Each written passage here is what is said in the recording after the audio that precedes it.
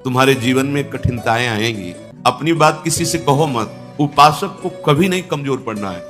अपने मन की बात किसी साधक से भी नहीं कहनी कि मेरे अंदर काम आ रहा है, ऐसे तो जप नहीं पा रहे हो, अपराध करके जप पाओगे। अपराध का सीधा प्रभाव होता है भजन ना होने देना। कायर मत बनना। तुम्हारे जीवन में कठिनताएं आएंगी, आपको लड़ना है इनसे। लड़ना क्या, आप प्रिया चुके हैं, ये ठसक रखेंगे, डर के भाग जाएंगे।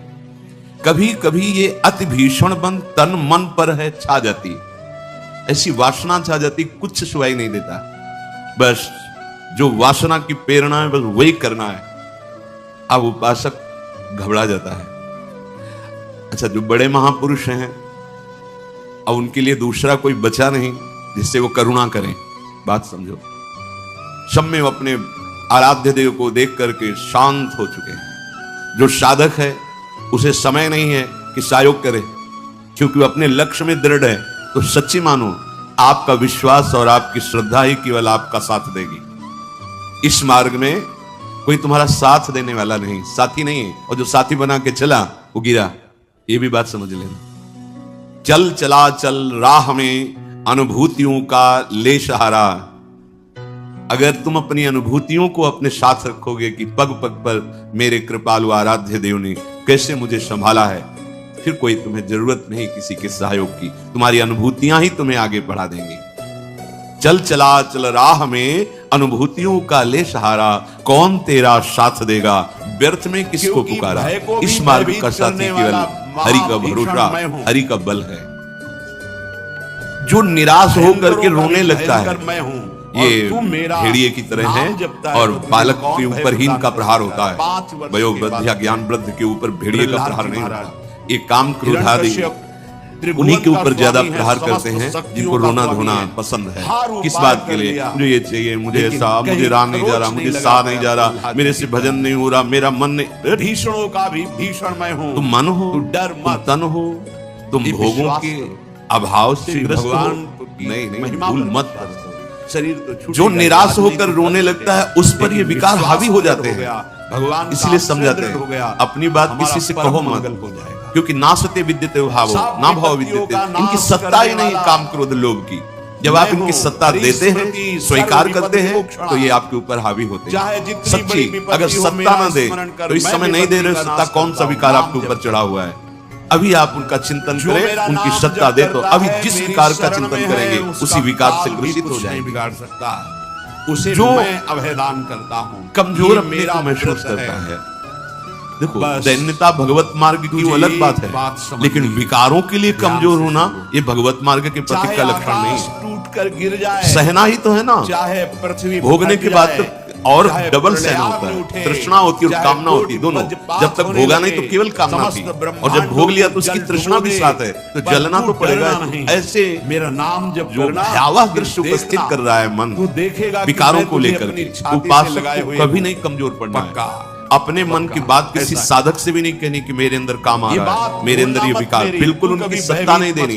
तुम्हें परेशान नहीं होना, तुम्हें दुखी नहीं होना, तुम्हें रोना धोना नहीं है। अब सहा नहीं, मार देंगे, पक्का मार देंगे, भागना पड़ेगा। ये वीरों का मार्ग है। वो भयभीत छोड़कर साहस, जो का पुरुष भाग जाता। का पुरुष कहते हैं कायर पुरुष को। यदि आश्रय इस मार्ग से अब हम नहीं, अब हम भोगों के लिए जा रहे हैं, तो जाओ। कई बार क्या आगे लिख रहे हैं, भाग न पाता, गिर पड़ता हो, बुरी तरह कुचला जाता। जीवन ये विकार उसका नाश कर देते, फिर रास्ता नहीं रह जाता। कदम पे देखा जो चढ़ाई का भगवत मार्ग पर ऐसा आश्चर्य, बहुत बहुत बहुत भयभीत करने वाली ये बात है। अगर भगवत आश्रय छोड़कर भोगों में आप चले गए तो देखो, धाम छूटा, क्रिया जो छूटी, नाम छूटा। ऐसे तो जप नहीं पा रहे हो, अपराध करके जप पाओगे। अपराध का सीधा प्रभाव होता है भजन ना होने। जैसे कोई सोचे कि हम मनमानी आचरण करेंगे, गुरु आज्ञा उल्लंघन, शास्त्र विरुद्ध, और फिर मंत्र जप लेंगे, भजन कर लेंगे, बिल्कुल नहीं। एक बार भी निज मंत्र स्मरण नहीं कर सकते। एक बार भी आप भगवत स्मरण करने का अधिकार नहीं रख सकते। पापवंत कर सहज स्वभाव, भजन मोर ते भाव न काओ। जो पे दुष्ट हृदय सोई होई, मोरे सन्मुख आओ की सोई। मेरा नाम लड़ना है, इस माया की बड़ो ही कठिन है भजन डिग ढरिबो। मैं तुझे मिल जाऊंगा। जैसे एक शूरवीर योद्धा सामने से वार सहकर नामानंद कदम आगे सागर बढ़ाता में मुझे है, डुबो ऐसे दूंगा। तुम्हें वीर योद्धा की तरह मेरे चलना सिवा होगा। जगत कायर में पुरुष की तरह जो कुछ भाग कर दिखाई जाओगे दे तो रहा है, कुचले ये जाओगे। नहीं है। और मैं अगर ही धैर्य पूर्वक रहोगे तो कह रहे मैं हैं पूर्ण का पूर्ण पर हूँ, जो मैं कर ब्रह्म की विश्वास प्रतिष्ठा ईश्वरीय हूँ, बल मैं पर शांति की सम्मुख शांति डट जाता, हूँ। अब तुम मरना मैं है। आकाश को चाहे भी जितना अवकाश कष्ट देता हो, हूँ। मृत्यु से भयानक कोई कष्ट नहीं होता। जिस समय अब मुझे मेरा श्री जी की नाम प्राप्ति लेकर करनी आंखों से है, आंसू जितना दुख बहाते चाहो हुए प्रभु आप दे लो। पुकारेगा, तेरे आप अंदर दे दो, छूट गया। आनंद का समुद्र जितना फुलाएगा। दुख चाहो और मैं तुझे छाती से लगाऊंगा। इतना तुम्हारा सोचना होगा कि दुख भाग जाएंगे, कोई दुख छुएगा नहीं। ब्रह्मांडानि विनश्यन्ति उससे डर में भाग देवा छूटते इंद्रा नहीं, जयस्तथा। दुखी वो हो पाता जिसने निश्चय कर लिया कि अब सारे दुख मुझे भोगने हैं, पर हम प्रियाजू को, प्रियाजू के नाम को, प्रियाजू के धाम को, प्रियाजू के चरणारविंद की उपासना को कदापि नहीं छोड़ सकता। कुछ भी हो जाए सब डर जाएंगे, काम क्रोध लोभ मोह मद मत्सर, पर हम कायर पुरुष जैसा आचरण कर बैठते हैं। गलती हो जाती है कि हम विषय सेवन में ही शांति का अनुभव करना चाहते हैं। हम चाहते हैं अगर हम ये विषय सेवन कर लें तो हृदय शांत हो जाएगा, जलन मिट जाएगी, कुचले जाओगे, परमार्थ से बहुत दूर कर दिए जाओगे, आपको पता ही नहीं चलेगा। माया का खेल ऐसा है, पता थोड़ी चलता है कि हम भ्रष्ट हो गए, पता थोड़ी चलता है कि हम इतने नीचे उतर गए। जब कोई महात्मा आपको दर्शन कराएगा कि आप कितने नीचे गिर गए, तब आपको पता चलेगा। गिरते समय पता नहीं चलता, माया का ऐसा, ऐसे ही भक्ति का खेल है। चढ़ते समय पता नहीं चलता कि कितनी ऊंचाई पर आप चढ़ते। जब गुरु कृपा से कहीं ऐसे द्वंद्व उपस्थित होते हैं और उन द्वंद्वों पर आपका हृदय विचलित नहीं होता, तब पता चलता है कितनी कृपा भक्ति की है कि हमें ऊंचाई पर बैठा लिया। ये मान अपमान, लाभ हानि दुख सुख, ये हम कोई प्रभाव नहीं डालता। तीर्थ कोई नहीं, पर ये डट वही सकता है जिसने अपने जीवन का लक्ष्य निश्चय होगा करने, कहीं जाने की जरूरत उसी नहीं। पर परम तीर्थ राधा का दास कर रहे हो, मुझे जब नाम श्री जी जापक गंगा चाहिए। जी का इस पर जिसने मन में ये निश्चय कर लिया कि अब मुझे प्रियालाल चाहिए, तो अब उसकी चाह में इतनी सामर्थ्य होती है कि सबसे लड़ सकता है। जैसे धन की चाह आने पर चोरी करने के लिए भी उतारू हो जाता है, हिंसा करने के लिए भी उतारू हो जाता है, उसको कुछ भी डर नहीं लगता। एक धन का लोभ चढ़ता है तो प्राणों को सौंप दिया, भय को बिल्कुल रौंद दिया और जैसा भाव बना वैसा कर बैठा। और आप प्रभु को चाहते हैं और आपको डर लगता है। आप परम धन श्री लाडली जी के गोरे चरणारविंद की प्राप्ति करना चाहते हैं, तो अब अपना अधिकार, अपना पन, अपना महत्व श्री लाडली जी के चरणों में।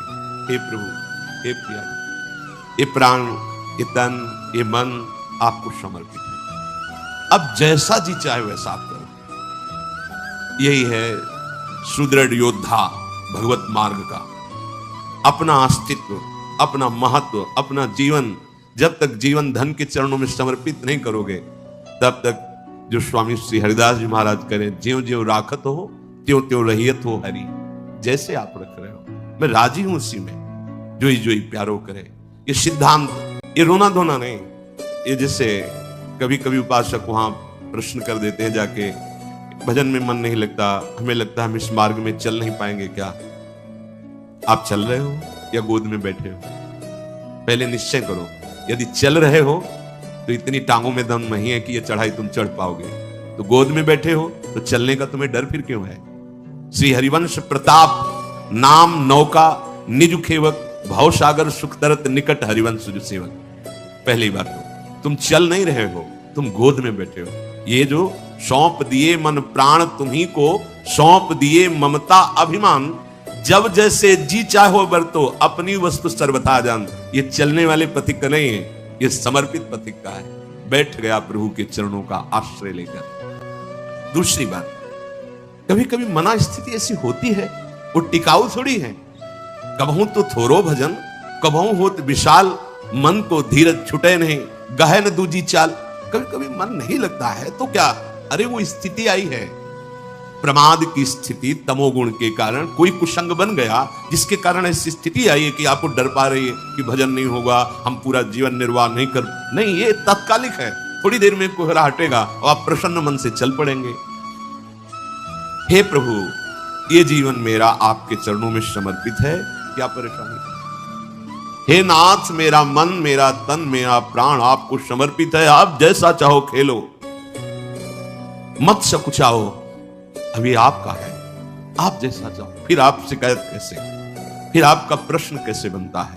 ये जब तक मेरे मेरे मेरे तब तक नहीं हटा पाओगे।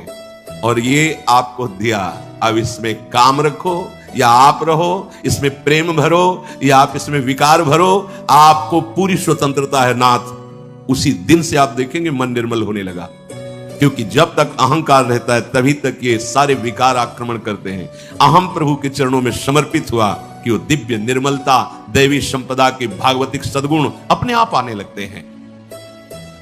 जिस समय आपको मान अच्छा लगे, अपमान दुखित, तो समझ लो आपका अहम अभी समर्पित नहीं हुआ। उपासक का जब अहम समर्पित हो जाता है तो मान अपमान सुख दुख से अब मेरा रहा न कुछ संबंध। तुम ही मेरे कैवल्य परम पद हो और बंधन है तो सिर्फ आपका ही बंधन है। ये आप ही हमारे मोक्ष हो, आप ही हमारे बंधन हो, आप ही हमारे साधन हो, आप ही हमारे साध्य हो। आपसे ही सब कुछ है अब हमारा। अभी अभी निश्चिंत हो जाओगे, अभी निश्चिंत हो। आपको क्या परवाह? जब आपने अपने आप को प्रभु के चरणों में समर्पित कर दिया तो अब जिम्मेवारी प्रभु की है। पर आप समर्पित वाणी से केवल कह रहे हैं अभी अहम है। आपको पता लग रहा है कि भगवान पता नहीं संभाले कि न संभाले, गति बनेगी कि नहीं बनेगी, पता नहीं लाभ मिलेगा कि नहीं। ये शरणागति का लक्षण नहीं है। छूटे सभी अन्य आश्रय, अब मिटे सभी संबंध अनित्य। ये जो अनित्य संबंध है, हम लोग समझते हैं कि बाहर से बाबा जी बन जाने पर छूट जाते हैं। भ्रम में मत रहना, ये किसी कपड़ा बदलने से छूटने वाले नहीं है। ये अंदर की बात है। जो जड़ चेतन का संबंध है, ये अंदर का संबंध है। बाहर का घर छोड़ दिया, बाहर के संसारी कपड़े छोड़ दिए, बाहर का भाव दिखाते कि हम वैराग्य से हैं, लेकिन अंदर की बात देखो। संबंध अगर प्रभु के अलावा किसी और से है, वो क्यों न तन हो, वो क्यों न कोई विषय हो, क्यों न कोई सुख हो, चाहे लोक लोकांतर का कितना भी बड़ा सुख हो या सिद्धि हो, वो अभी राग रहित नहीं हुआ है। पूज्य श्री पंडित गया प्रसाद जी महाराज, बड़े पहुंचे हुए महापुरुष जो निरंतर भगवान की लीला में डूबे हैं, वो कह रहे हैं चिंतन संबंध का बोध कराता है और संबंध ही चिंतन में स्थित रखता है। अब आप देखो आपका चिंतन क्या चल रहा है। महापुरुषों के वचन, चिंतन आपका जहां है, आपका संबंध वही है। अगर प्रियालाल का चिंतन चल रहा है तो प्रियालाल से संबंध है। शरीर का चिंतन है, इंद्रियों का, भोगों का, वस्तु का, व्यक्ति का। ध्यान दीजिए, आपका संबंध जहां होगा वहीं चिंतन होगा, और जहां चिंतन होगा वहीं संबंध माना जाएगा। आप कहते हैं हमारे माई श्यामाजू का राज, कहां चिंतन है आपका? शीघ्रातिशीघ्र चिंतन को संभालिए। यदि कोई भी लौकिक कामना रही तो एक ना एक दिन गिरने पड़े वो। पूज्य बाबा कह रहे, अगर कोई भी लौकिक कामना आपके अंदर अभी, तो वो गिराएगी, आपको गिराएगी। इसलिए यासों कामनान को ढूंढ ढूंढ के निकाल फेंके। देखो अपने चिंतन में कौन सी कामना बहुत जोर कर रही है, प्रभु के नाम बल से उस कामना को छोड़िए, उसमें सुख नहीं है। उपासक जब तक सत्यता से इनकी तरफ ना चले तब तक ये कामनाएं अपना अधिकार रखती हैं। जहां सत्यता से चलने का भाव आया तो ये स्वतः ही कामनाएं नष्ट होने लगती हैं। उद्देश्य में दृढ़ता, सत्यता, तो सतमार्ग आगे को खुल जाएगो। सब बानक बनतो चलो जाएगो, सहायक मिलते चले जाएंगे। कुछ प्रश्न करते हैं, क्या नरसिंह जी जैसा प्रेम कई जन्मों की साधना के बाद होता है? पूज्य बाबा से, नरसिंह जैसा प्रेम क्या एक जन्म में नहीं हो सकता है? बाबा ने कहा हां हो सके है, यदि सच्चे सदगुरु की प्राप्ति हो जाए तो। क्योंकि सदगुरु कृपा दृष्टि सेवाकों प्राणनाथ के मिलवे की ताई रोएबो सिखाए दे। क्योंकि प्राणनाथ ही स्वयं श्री सदगुरु बन के मिलवे को जतन बताए आए हैं। बहुत सुंदर बात, बहुत सुंदर। हम कहते हैं गुरु ब्रह्मा गुरु विष्णु गुरुदेव महेश्वरा, गुरु साक्षात परब्रह्म, लेकिन देख नहीं पाते। अगर हम परब्रह्म भावना सदगुरुदेव में करें तो हमें साक्षात्कार किसका करना है? हम रात दिन चकोर की भांति अपने आराध्य देव को ही तो देख रहे हैं। पूज्य बाबा श्री प्राणनाथ स्वयं सदगुरु बनिके मिलवे को जतन बताए बे आए हैं। अपने मिलवे को जतन बताए बे आए हैं। देखो प्रिया प्रीतम, ये संसार की वस्तु की तरह कोई चमत्कार कि भाई ऐसे किया प्रिया प्रीतम, ऐसो ना है। ये चमत्कारन में जो फंस गए, जो सिद्धिन में फंस गए, वो तो जान ही ना पावे प्रिया प्रीतम को। यह अलभ्य वस्तु है, ये गूंगे को स्वाद है। बस प्राणनाथ कब मिलेंगे, प्राणनाथ कैसे मिलेंगे, मैं संसार को कैसे भूलूं, ये हृदय में टीस जो कल चर्चा कर, ये गुरु कृपा से केवल होती है। एक पीड़ा हृदय में होनी चाहिए। साधन नहीं बताया, यहां बताया कि अगर भगवत प्रेमी सदगुरुदेव भगवान की प्राप्ति हो जाए, उन पे दृढ़ विश्वास हो जाए, क्योंकि वो अपने मिलवे के ताई ही गुरु रूप धर के अपना रहस्य बताने आए हैं। एक सेकंड के ताई भी अपने आराध्य देव को ना भूले।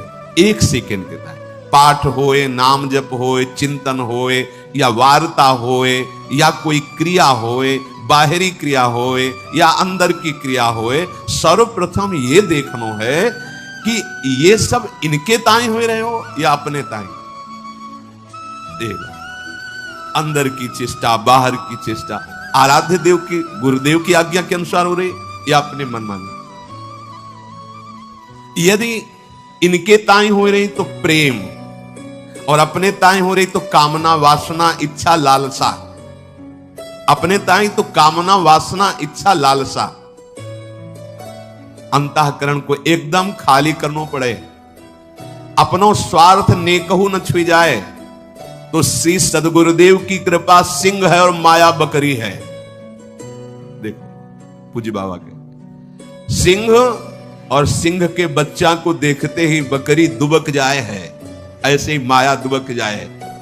जो सदगुरु का कृपा पात्र है, आज्ञा पालन करता है, तो ये माया बकरी उसके सामने दुबक जाती है। ऐसा नहीं कि उसे फंसा सके। सदगुरु भगवान के दुलारे जीव को माया की ताकत देखिबे कि ना है। देखो अरे वो ठाढ़ी ठाढ़ी सूख जाए, वाके ऊपर कबो अपनो प्रभाव न दिखाए पावे।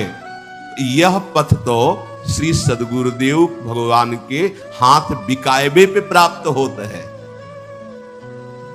साधक अपने मन से ऊंचो से ऊंचो कितनो साधन करे, कितनो ऊंची स्थिति प्राप्त करने को प्रयत्न कर ले, किंतु अंत में वाको गिरनो पड़ेगो। सदगुरु कृपा। साधक को बार बार यही प्रार्थना करनी चाहिए प्रभु से कि सदगुरु के सम्मुख रहूं। तभी सेवक जी ने महाराज जो यहां पूज्य बाबा कह रहे कि गुरु सेवा तज करे जबानी, यह अधर्म यह सभानी, कानी न रसकन में रहे। प्रभु से प्रार्थना करनी चाहिए कि हे प्रभु, कभी ऐसी परिस्थिति फिर हमें कोई संशय नहीं रहेगा, कोई भ्रम नहीं रहेगा। अभी हमारी मानसिकता बुद्धि में इतनी सामर्थ्य नहीं कि जो मन बुद्धि के अतर्क तत्वों में स्थित है उनको हम पहचान सकें। तो हमारी उपासना शुरू होती है मानने से। वेदांत की उपासना शुरू होती है जानने से। वो जानकर मानते हैं, हम मानकर जान जाते हैं। पहले हम मान लेते हैं गुरु साक्षात पर ब्रह्म है। भी कोई ऐसा नहीं कि तुम्हारे मानने से क्या होगा, वो है। वही प्रभु अपने आप को जनाने के लिए स्वयं जाने जी देव जनाई, वो सदगुरुदेव भगवान के रूप में आए हैं।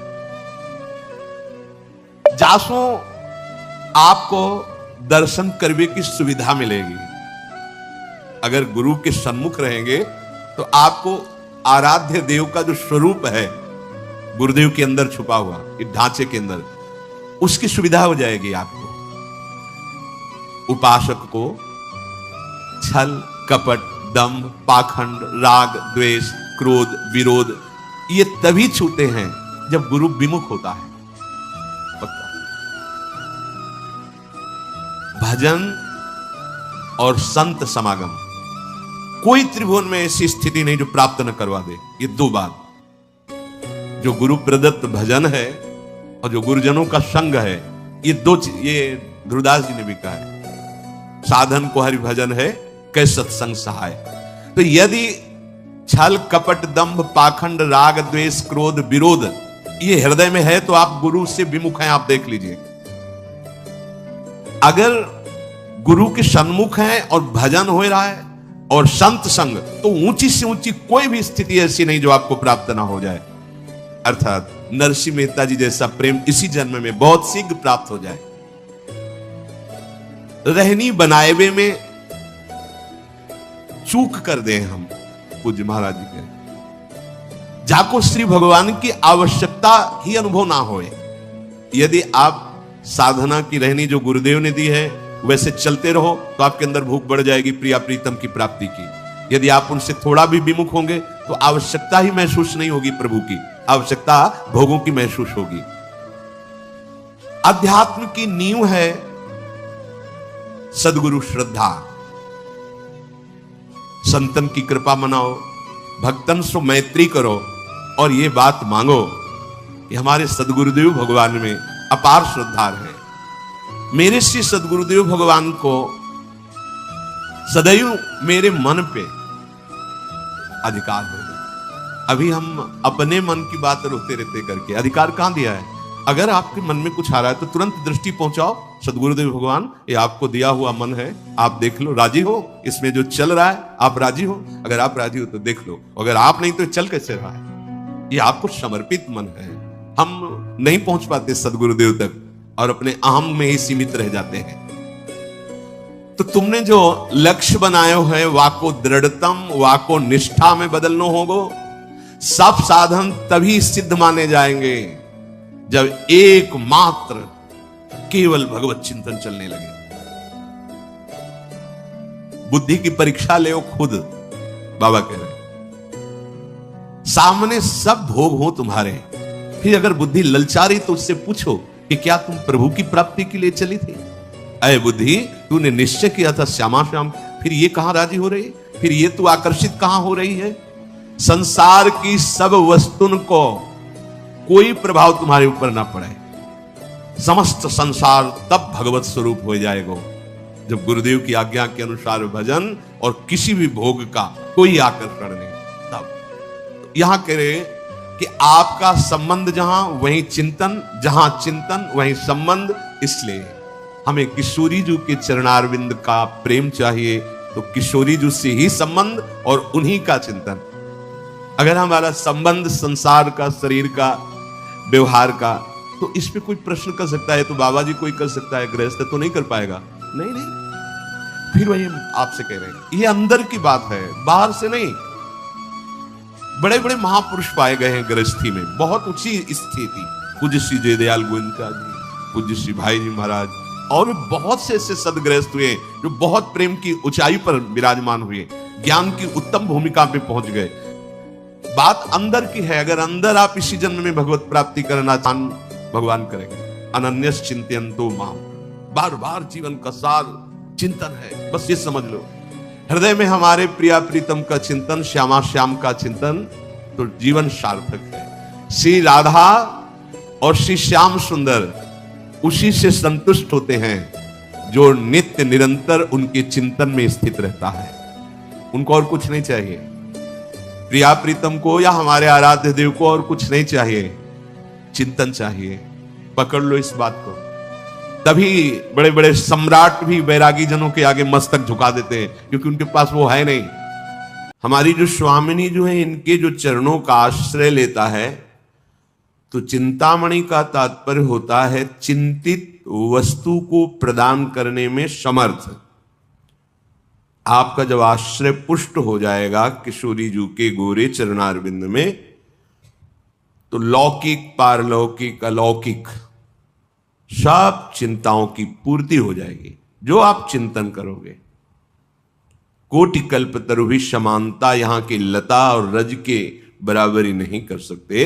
फिर स्वामिनी जी के अद्भुत महामहिम गोरे चरणारविंद की, जिसने श्री लाडली जी के गोरे चरणों का आश्रय लिया, तो शाप ताप रोग शोक दारुण दुखहारी क्यों? क्योंकि लाल इष्ट दुष्ट दलन कुंज भवन चारी, श्याम हृदय भूषण जित दूषण हित संगी, श्री वृंदावन धूरि धूसर रास रसिक रंगी, शरणागत अभय विरद पतित पावन। बाने व्यास से अति अधम आतुर को न श्रमाने, श्री राधा प्यारी के चरणारविंद शीतल सुखदाई। जो गोरे चरणारविंद का आश्रय लिए हैं, कोई भी साप, दैहिक दैविक भौतिक ताप या भूल चूक हो जाने पर कोई पाप, कोई भयानक प्रारब्ध रोग दंड, कोई भी उस पर अपना प्रभाव नहीं दिखा सकता। आ सकते हैं पर निष्प्रभावित हो जाएंगे, क्योंकि प्रियाजू के चरणों का आश्रय लिए। मुरली मनोहर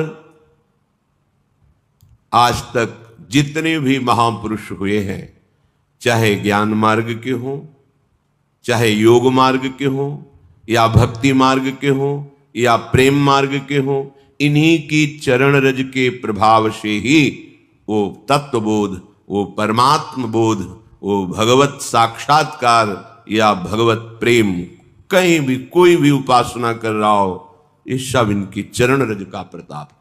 यत पाद पंकज पराग निषेव तृप्ता, योग प्रभाव विधता अखिल कर्म बंधा। जिनके चरण रज का आश्रय लेने पर योग का जो परिणाम है, कर्म बंधनों का नाश करके तत्वबोध हो जाना, परमात्म स्थिति प्राप्त हो जाना, वो सहज इन्हीं के चरणों से होता है।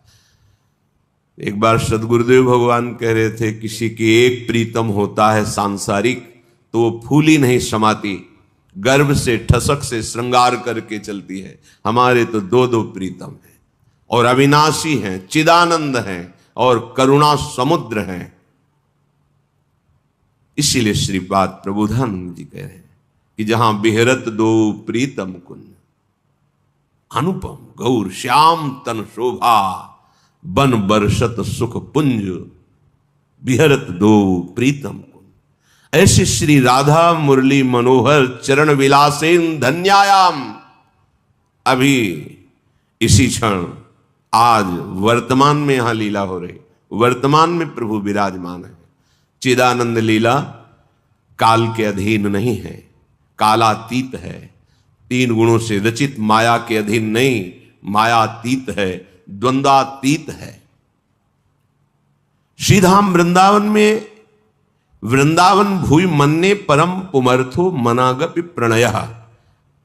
मन से यदि थोड़ी भी प्रीति वृंदावन के प्रति हो गई है कि हमारा तो जीवन प्राण साधन सर्वस्व वृंदावन है, वृंदावन वृंदावन वृंदावन, बोले अब कोई भी पुरुषार्थ तुम्हारे लिए दुर्लभ नहीं है, चाहे धर्म हो, अर्थ हो, काम हो, मोक्ष हो, प्रेम हो, जो तुम्हें चाह होगी, युगल सरकार के चरणारविंद की रज से युक्त ये रज ब्रह्मेश्वरादि सुदरूह पदारविंद श्रीमत् पराग परमाद्भुत वैभवाया सर्वार्थ सार रसवर्षी, सर्वार्थ सार रसवर्षी, समस्त पुरुषार्थों का सार प्रेम रस की वर्षा करने वाली स्वामिनी जी और उनकी जो चरण धूलि है, उनके श्री चरण पंकज का जो पराग ये रज रानी है,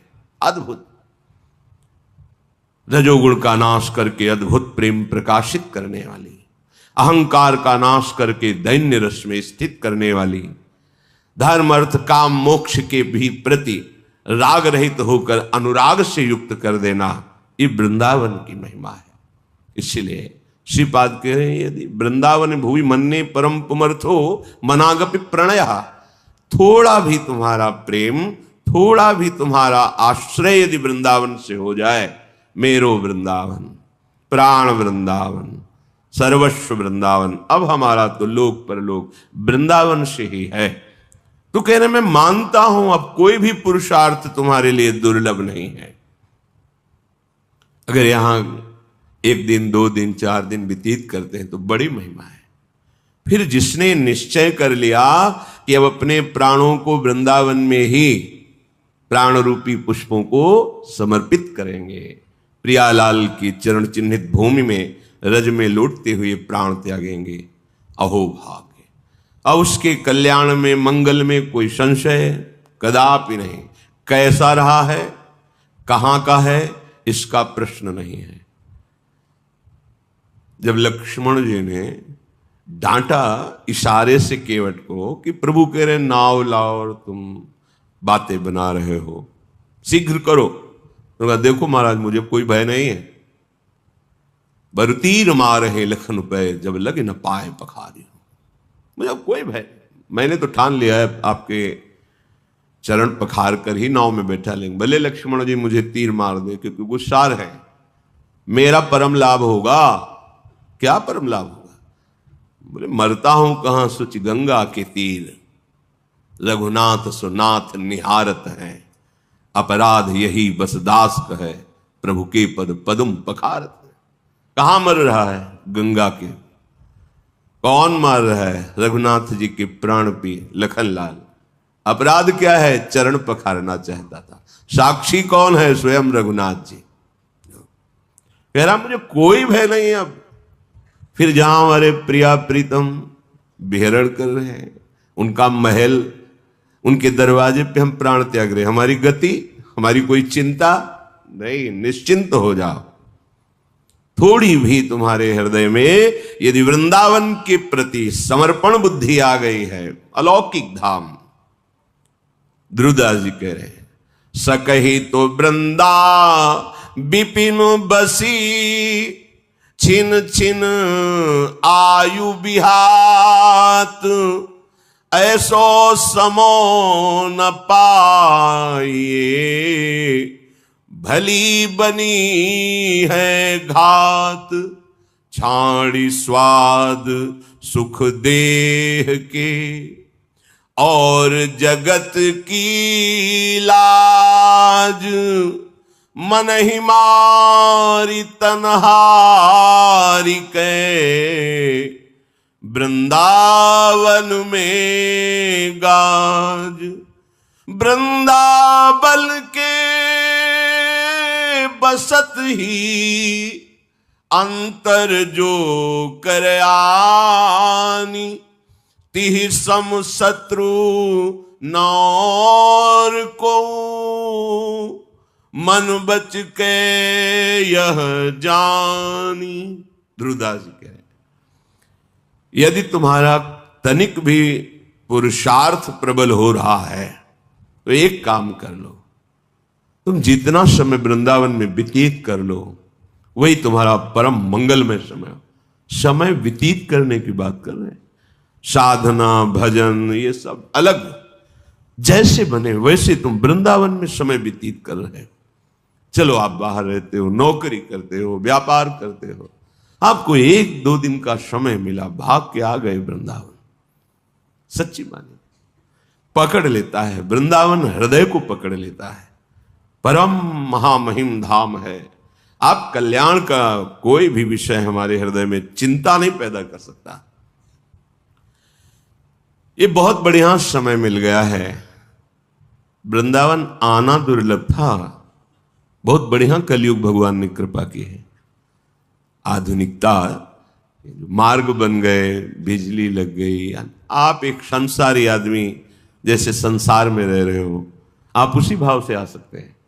देखो जैसे हम अपनी अज्ञानतावश ऐसा आरोप करते हैं या वो वृंदावन नहीं रहा, ये शब्द कहां से निकल रहे? प्राकृतिक वाणी, प्रकृति को लेकर निकल रहे, वृंदावन को लेकर। पहले ऐसा था, अब नहीं है, आगे नहीं रहेगा, ये प्रकृति का लक्षण है। वृंदावन धाम है, जैसा था वैसा ही है और वैसा ही रहेगा। प्राकृतिक वस्तुएं भी अपना प्रभाव बिना दिए हटती नहीं है। किसी भी प्राकृतिक वस्तु का संयोग कीजिए, आप थोड़ा विवेकवान हैं तो आप देखेंगे उसकी आसक्ति आपके चित्त में रह गई। वस्तु तो चली गई, भोग तो चला गया, व्यक्ति तो चला गया, स्थान परिवर्तन हो गया, और उसकी स्मृति उसकी आसक्ति है, प्राकृतिक वस्तुओं की। फिर धाम तो चिदानंद में ये अपना प्रभाव क्यों नहीं दिखाएगा? आप किसी भी भाव से आए हैं, धाम तुम्हारे भाव की अपेक्षा नहीं रखता। धाम नाम ये बड़े महामहिम हैं। भाव कुभाव अनख आलस, चलो वृंदावन चलते घूम आते हैं, आओ स्वागत है तुम्हारा। तुम्हारे पाप नष्ट होंगे, तुम्हारा हृदय पवित्र होगा, प्रभु की कृपा प्राप्त होगी। ये धाम है। और कहीं सावधानी से सेवन कर ले गए तो प्रेम प्रकट कर देगा। ऐसो समो न पाइए। बहुत कठिन वृंदावन में आना था। फिर वृंदावन में रहना तो अत्यंत कठिन था। बिना प्रियालाल की प्राप्ति की आसक्ति वाले महापुरुष के यहां कोई रह नहीं सकता था। अगर रोटी भी चाहिए तो मथुरा या दूर दूर जाकर के भिक्षावृत्ति के द्वारा एक एक टुकड़े, क्योंकि सब भिक्षावृत्ति का ही था। तो अब ब्रजवासी के यहां मान लो 100 महात्मा गए तो अब 100 रोटी एक ब्रजवासी कैसे किसी को दे? क्योंकि यहां बाहर जैसे बाहर के लोग आते हैं, अब यहां थोड़ा सा, पहले तो एक एक टुकड़ा ऐसे एक आला दीवाल के वहीं रख देंगे। राधे श्याम बोला, एक टुकड़ा लिया चले गए। क्योंकि 100 बार आना जाना तो ऐसे ही घरों में होता था। ये मधुकरी रखी, एक रोटी के 4 टुकड़े 8 टुकड़े करके रख दिए। ऐसे जो संत आए, ब्रजवासिन के टूक, घर घर छाछ महेरो, जो प्राप्त हुआ उससे उदर पोषण बड़ा कठिन। बड़े बड़े मच्छर, क्योंकि लताएं, पानी ऐसा, ठाकुर की लीला। बीच में अब भी ऐसा जल है कि आप पी नहीं सकते, बड़ा नमकीन ऐसा। परिक्रमा मार्ग के बाहर मीठा जल, बड़े लीला बिहारी, बड़ा कठिन वास्ता। अब आप जैसे एक संसार में रहते हैं, आप वैसे ही रह सकते हैं, ऐसी व्यवस्था है। तो क्या धाम अपना प्रभाव नहीं दिखाएगा? क्या तुम्हारी भावना यही बदलेगी? जिसे कहा जाता है कि आप भाव लेकर के आइए। तो भाव पैदा कहां होता है? ये भूमि भाव पैदा करती है। आप किसी भी भाव के, कैसे भी भाव से आ तो जाइए। भाव तो यहां बाजार में थोड़ी मिलता है। भाव धाम देता है, नाम देता है, रूप लीला देता है। श्रीपाद जो प्रबोधानंद जी महाराज संस्कृत में कह रहे हैं, महापुरुषों ने उसे पदों में, हिंदी के दोहों में वर्णन किया। ये रसिक महापुरुषों की वाणी, वेद रसिकन की वाणी। धाम के प्रेम रस का प्रमाण रसिकों की वाणी से है, क्योंकि ये वेदातीत बात है। छाड़ स्वाद सुख देह के और जगत की लाज। अब लोग क्या कहेंगे कि देखो सब छोड़कर वृंदावन चले गए और पूरा परिवार अब किसी से संबंध नहीं रखते और आते जाते भी नहीं हैं। अब क्या मतलब, लोग क्या कह रहे हैं ये हमें नहीं देखना, हमें इस जन्म में भगवत प्राप्ति करनी है। ये कोई भाग्यवानी ऐसा सोच सकता है? देखो जैसे लोग कहते हैं कि ये कर्तव्य है, ऐसा नहीं करना चाहिए, छोड़ के नहीं जाना चाहिए। जब यमराज जी आवे ना तो अपने कर्तव्यों की लिस्ट उनको दिखा देना कि छोड़ के नहीं जाना चाहिए, मार मार करके तुम्हें ले जाएंगे। तो हमें उससे पहले तैयारी कर लेनी है कि मानव जीवन का परम कर्तव्य है भगवत प्राप्ति। साधन धाम मोक्ष कर द्वारा, पाई न जेब परलोक समारा, सो परत्र दुख पावई। अब जो संसार को सत्य मान रहे हैं, प्रगट भोगों को सत्य मान रहे हैं, प्रगट संबंधों को सत्य मान रहे हैं, वो उसी को सुख और सत्य मानकर भोगते हुए उनको ये तो बुरा लगता ही है, हमारा वृंदावन चला जाएगा। मानो माया उसके अंदर से प्रेरणा करती है कि ये तो हमारे पाले से निकल गया, हमारे फंदे से निकल गया। अब वो आपका विरोध शुरू करेंगे और भावात्मक दबाव डालेंगे, संबंधात्मक दबाव डालेंगे। जैसे बच्चों ने सिखा इमोशनल ब्लैकमेल, वो दबाव डालेंगे भावात्मक। वृंदावन के बशत ही अंतर जो करयान तिह सम शत्रु न और को, मन बच के यह जान। मन से वचन से तुम ये बात अच्छी तरह समझ लो, जो तुम्हें धाम नाम प्रभु के चरण आश्रय में बाधा पहुंचावे तो उससे बड़ा शत्रु कोई नहीं है। क्योंकि संसार का शत्रु भोगों में बाधा पहुंचाता है।